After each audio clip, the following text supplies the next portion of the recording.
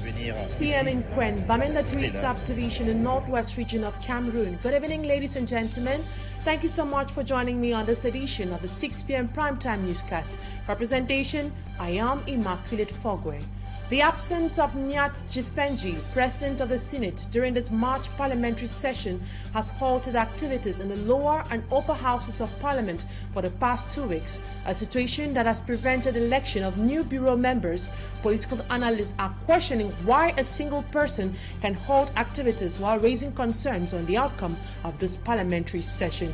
And away from that, Barrister Akere Muna exposes what he qualifies as government's nonchalant attitude towards the suffering of the common man. The legal mind points out the hike in the prices of basic commodities, transportation costs, rising unemployment, which according to him is forcing many youths to take the perilous journey through the Sahara Desert or the Mediterranean Sea. And away from that, we'll take you out of Cameroon, where gunmen in Nigeria have kidnapped at least 87 people in a new attack. The gunmen attacked communities in Kaduna State and Kajuri Council area. Those are major stories. Stay with us for details and more.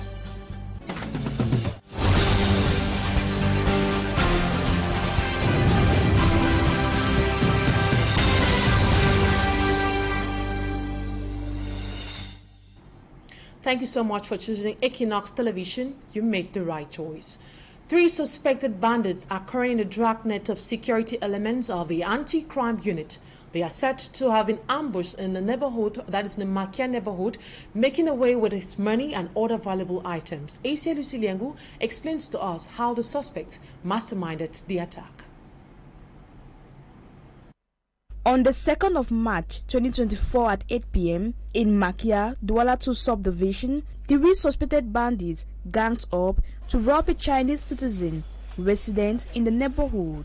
Dans la journée du dimanche 3 mars, aux environs de 11 h, nous avons reçu un appel de détresse d'un membre de la communauté chinoise faisant état d'une agression dans son domicile. The suspects ambushed him in front of his residence while he was about to leave for the Chinese sports and community center. Immediately, he stepped out of his gate. One of them held him, while the others seized his money.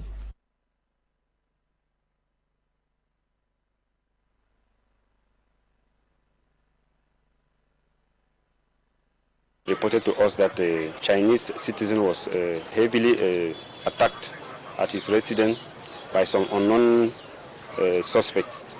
That's how we receive a serious instruction from our regional hierarchy to investigate and make sure that all the suspects are being put to book.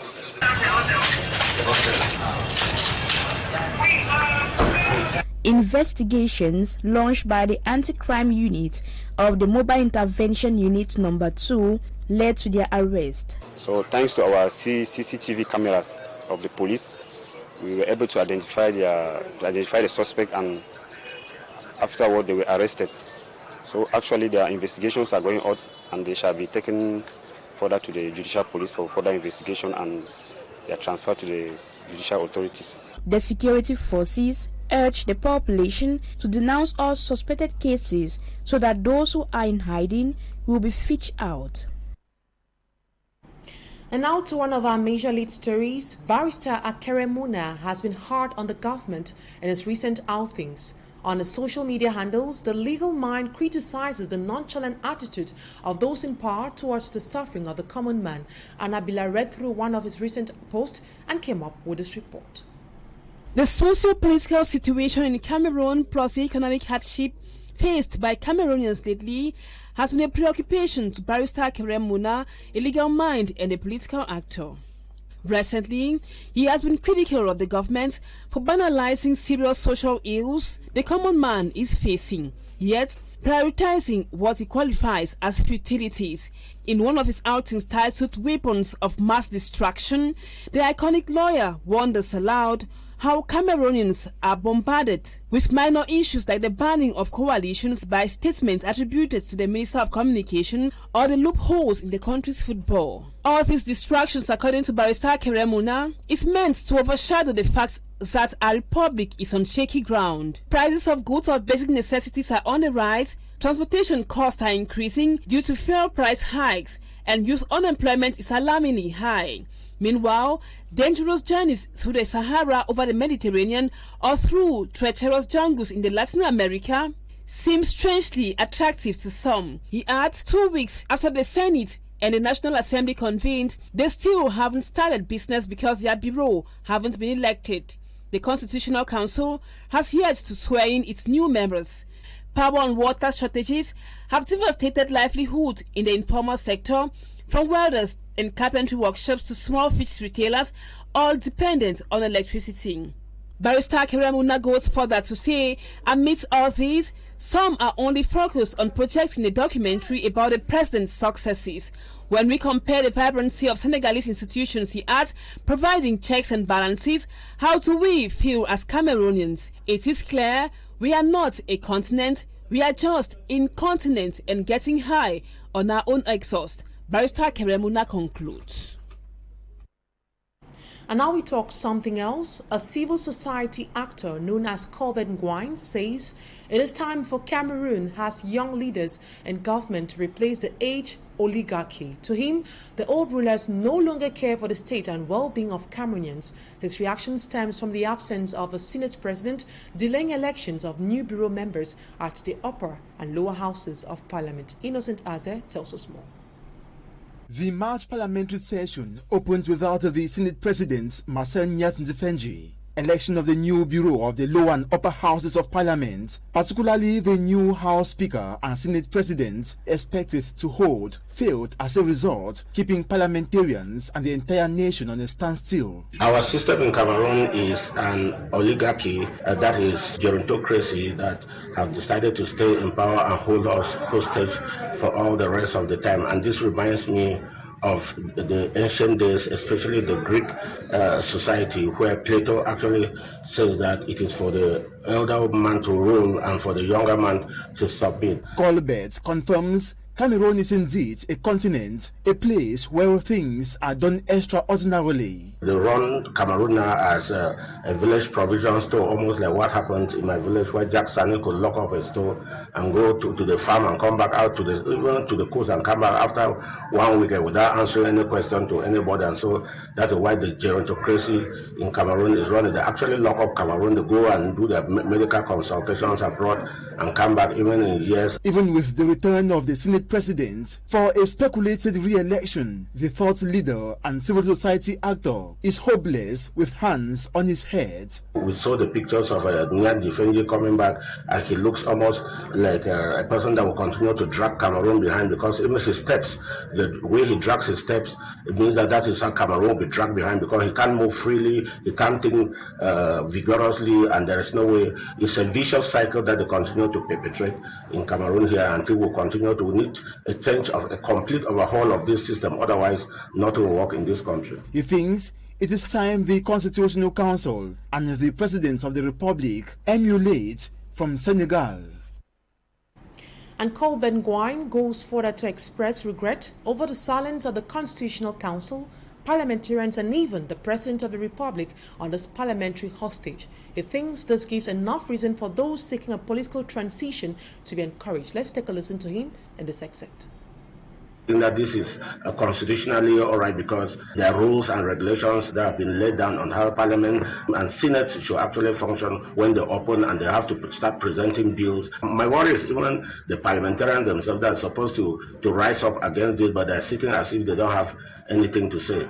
The Constitutional Council is also an octogenarian. You don't expect those at the Constitutional Council to do anything, because the other members of the Constitutional Council that were even appointed to replace the dead ones, they have not been sworn in. So the Constitutional Council in itself is not even constitutional in the way it is carrying out its daily business. So we need to sympathize with those who are calling for a transition, because this system of government that we have right now doesn't seem to deliver on anything. It seems to be outdated, and they're only waiting for time to go out. And there is the editor-in-chief of this oligarchical system, and there's no way he can even insist, because he himself is almost behaving like God, who who we know that in Bible we say that like God forgot 1,000 years is almost like one day, and so that means nothing to him, and so he's of the same age, and he does not see how he can disappoint his friend and his comrade in arms. Robert Colgrad actually called these people tropical gangsters who continue to stay and hold on to power without any iota of the fact that the ordinary people are suffering. Colbert Nguyen, civil society actor, speaking there. And the Cameroon Medical Council has called on health authorities to reverse the suspension of a physician and director of the Massimena District Hospital in the East region of Cameroon. Dr. Asamba Pumserge has been suspended for 3 months over ethical and deontological flaws. The Medical Council questions the sanction and highlights several irregularities with the decision of the Minister of Public Health, Dr. Manauta Malachi. Babila Jonathan reports. A ministerial decision suspending a physician and medical official on social media, while the medical practitioner says he was neither given a copy, informed, or involved in the process that led to the sanction. The director of the Massimena District Hospital in the East region of Cameroon, Dr. Asamba Mpomsej, says he discovered the ministerial decision accusing him of ethical and deontological flaws on social media. He thinks the Minister of Public Health, Dr. Manauta Malachi, has been misled. The Cameroon Medical Council, charged with the responsibility and authority to establish ethical and deontological errors of its members, is also taken aback by the minister's decision. The Cameroon Medical Council is saddened by the news of a severe sanction meted upon Dr. Serge Asamba Pom, physician and director of the Massimena District Hospital. The Cameroon Medical Council is worried about the disproportion between the sanction and the misconduct reported, which may create precedents and cause an abuse of power and office against public physicians already practicing in difficult working conditions. The suspension of the salaries of the physician is another point of concern for the Cameroon Medical Council. The sanctions come amid a conflict of words between Dr. Asamba Mpomsej and the divisional officer of Massimena over the fact that the district hospital director was absent at the preparatory meetings ahead of the last National Youth Day and allegations of his repeated absence at his duty post. The council has urged health authorities to reverse the sanctions to preserve the rights of the physician and to embark on a peaceful reconciliation of the two civil servants. Babila Jonathan reporting there. The Minister of Post and Telecommunications, Minette Libom-Liken, has proposed lasting solutions to issues of poor internet services Cameroonians have been experiencing for the past 1 week. The minister addressed this problem, which paralyzed businesses during a crisis meeting held in Yaoundé, political capital. Details with Mala Glory. Cameroonians for over a week have been facing poor internet service that stems from the widespread connectivity issues plaguing some 13 African countries in the sub-Saharan Africa. In this effect, the governments have decided to come up with lasting solutions. This was in the course of a crisis meeting in Yaoundé chaired by the Minister of Post and Telecommunications, Minette Libom-Liken.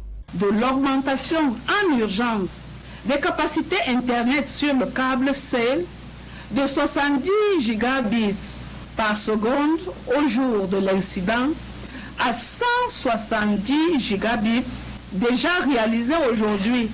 Et nous passerons à 370 gigabits dans une semaine et plus tard à 500 gigabits par seconde. Désormais, le crédit data non consommé à la suite de cet incident sera systématiquement restitué aux consommateurs. The minister urged telephone operators and other actors of the sector to be more professional. Les opérateurs devront renforcer leur cache locale afin de sauvegarder le maximum d'informations en local. Le régulateur est chargé de veiller à la stricte mise en œuvre des recommandations évoquées et de rendre compte de manière hebdomadaire jusqu'à la réhabilitation des liaisons sous-marines et au rétablissement des services de communication électronique. According to the government, Cameroon have less impact compared to other countries that have been affected by this incident that has paralyzed most businesses since March 12. Experts attribute the internet outage in Cameroon and other African countries to an undersea cable failure. And out of Cameroon, at least 100 villagers were kidnapped in northern Nigeria, and in Gambia, lawmakers on Monday debated whether to repeal a ban on female genital mutilation, which has been on the rise in recent years despite activist campaigns to end the practice. Cedric Chakutio compiled these stories for the news. In Nigeria, armed gangs attacked 2 villages in the northwest part of the country over the weekend and seized at least 100 people from their homes. The gunmen attacked communities in Kaduna State's Kajuru Council area on Saturday and Sunday. The latest kidnappings, like the previous one, have been blamed on bandit groups known for mass killings and kidnappings in Nigeria's northwestern and central regions. Most of the bandits were previously in conflict with local communities. Security forces, meanwhile, are yet to provide any public update on the rescue operation for the school children abducted earlier this month in Kaduna's Kuriga town. The children are thought to be held hostage in the vast forests that connect most states in the troubled region. Elsewhere in Chad, tensions are still being felt in the country after the death of one of the fiercest opponents of the power, Yaya Dillo, early on February 28, 2024, during an assault by the forces of order and security at the headquarters of his party, the PSF. The government swears so far that he was killed with weapons in his hands, while his family denounces what they describe as a summary execution and refuses to mourn as tradition dictates by continuing to demand the truth. And in Gambia, attempt to repeal a 2015 ban on female genital cutting was sent for further committee discussions by lawmakers earlier on Monday. Gambian activists fear that the passage of the bill will overturn years of work to better protect girls and women. The legislation was referred to a national committee for further debate and could return to a vote in the weeks and months ahead. Activists in the largely Muslim country had warned that lifting the ban would hurt years of work against a procedure often performed on girls under age 5 in the mistaken belief that it will control their sexuality. The procedure, which also had been called female genital mutilation, includes the partial or full removal of external genitalia, often by traditional committee practitioners with tools such as rasoir blades or at times by health workers. And that's it for this first part of the news. Talking Point is up next.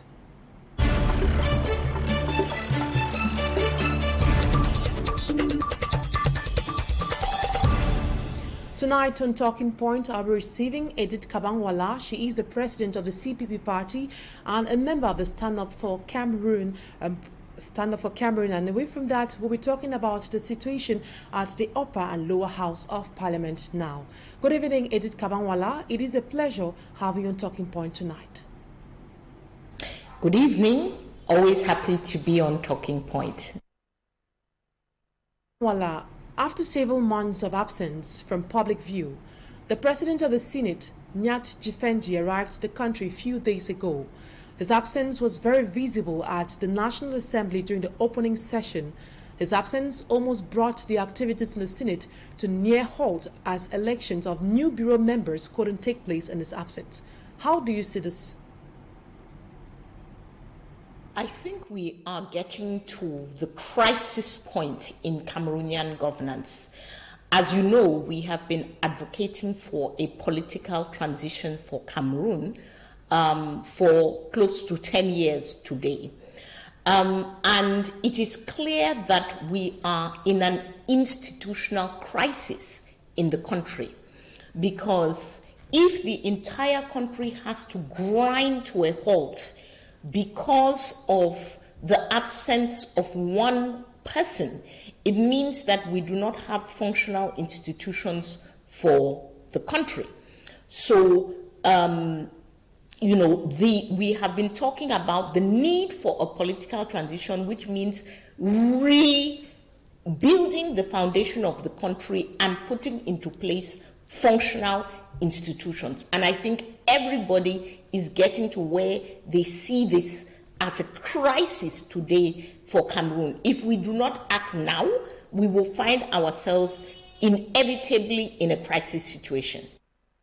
Now, you rightly talked about advocating for political transition. You're not just the only one advocating for that in Cameroon. The question now mainly asking is, how will a peaceful transition occur? What are the steps to take for that to happen? Number one, Cameroonians need to make a stand. You know, we are governed by old men. We have an old president, we have an old head of the National Assembly, we have an old head of the Senate. And as much as they like, they cannot defy time and nature. But the problem is not with them, it is with us. Because 28 million Cameroonians cannot be sitting and watching the country move into crisis. So what Cameroonians need to do is, one, take a stand, as we have always said, non-violently, but a firm, determined stand to demonstrate that we are not okay with this and we need this regime to go. Once Cameroonians in their majority do that, whether it is through Friday in Black, whether it is through a sit-in, whether it is through a march, once we take a stand as a country, we will be able to move this regime to the side, and then we can begin the transition. And this will happen peacefully as long as Cameroonians take their future into their own hand and make a non-violent stand. But if we keep waiting for the actors of this regime, it is clear that we will get into crisis, and perhaps a violent crisis. Now, you earlier said it is a responsibility for Cameroonians to sit up and take the law in their hands or take a stand. Now, is it not the same Cameroonians who go about voting the same leaders? I don't think it is the same Cameroonians who vote. When you look at Cameroonian voting records, out of 28 million Cameroonians, over half of them are eligible to vote. So you are talking anywhere between 10 to 12 million people. But we have never seen more than 3 million Cameroonians voting. So the vast majority of Cameroonians are not voting. Those who are able to vote, they are not voting, and they are not voting because the electoral system is controlled by these same old men that we are talking about. And it does not make sense to go to an election with these people. If people can paralyze the whole country waiting for one person, it doesn't make sense that we say that we will go to an election which is controlled by these same old men. It does not make sense. So Cameroonians need to sit up. Even if we did not sit up yesterday, I think today, the situation of our electricity, the situation of our security, the situation of the schools of our children, the prices in the market are telling us that we have to sit up today. Now, tell us, what is your response to those who think work in Parliament needs to wait for the return of an individual so new bureau members can be elected? Well, it clearly does not make sense. First of all, we should simply not have 90-year-old men in Parliament running anything. Any country which is run, I have full respect for the elderly, but even in my home, I will not allow my 90-year-old mother or grandmother to be the person running the house. This doesn't make sense. So what do you imagine a country and the responsibility of running a country? So, but once again, I say the problem is not with those old men, it is with us. So my call is to Cameroonians, if we don't sit up, we will reap what we have sown. Edith Kabawala, talking about the ages of those heading both houses, Professor Maurice Kamto in his latest outing said all those calling on President Paul Biya to stand in for the next presidential elections should be prosecuted for elder abuse. What's your opinion on this recent outing of the president of the CRM party? Well, I think I would imagine that he's joking. He doesn't literally mean that we should prosecute people for their opinion. But he's making the point that I have made throughout this interview, which is that we cannot, as a nation, give our country to people who should be resting and enjoying their rest, and their grandchildren and great-grandchildren. We cannot make them responsible for our economy, for building infrastructure for the country, for resolving very complex security and political problems. They cannot do it. Even if they have the highest will in the world, they cannot do this. So it is up to us as Cameroonians, the rest of us, the other 28 million of us, to act, and to act now before it is too late. What impact can this action have on the affairs of both houses, and how can this delay possibly affect the affairs of the nation? I think no Cameroonian needs to wait to see what impact it can have. The impact is here. The impact is here. The catastrophic situation of our economy is here and now.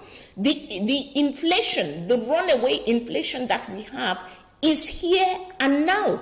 The security crisis affecting over 8 of the 10 regions of the country is here and now. There's nothing we need to wait for as impact. We have been having the impact of these people being in power, and it has simply been getting worse and worse. So we know, no Cameroonian today can say, I did not know. So we have to look at ourselves and take our responsibility for our future. Apart from the problem of age, what are your thoughts about the composition of the Senate? Does it pose any threat, and what type of system do you think it reflects? As far as the CPP is concerned, we expressed this in 2015 or 2013 when the Senate was created. It's a completely useless institution in the current Cameroonian political makeup, and we see it very clearly. The Senate has no impact whatsoever on the functioning of the country, other than consuming a huge budget. It is a way within the CPDM to satisfy political friends and brothers. Nothing else. The Senate has no impact on our political life, and it is an institution in the current makeup that should not exist. Thank you, Edith Kabamala, for being part of Talking Point tonight. It's always a pleasure. And that will put an end to today's edition of the 6 p.m. primetime newscast on Equinoxe Television. Thank you so much, ladies and gentlemen, for your keen attention. Stay in the company of more interesting programs on ETV. Have a wonderful evening.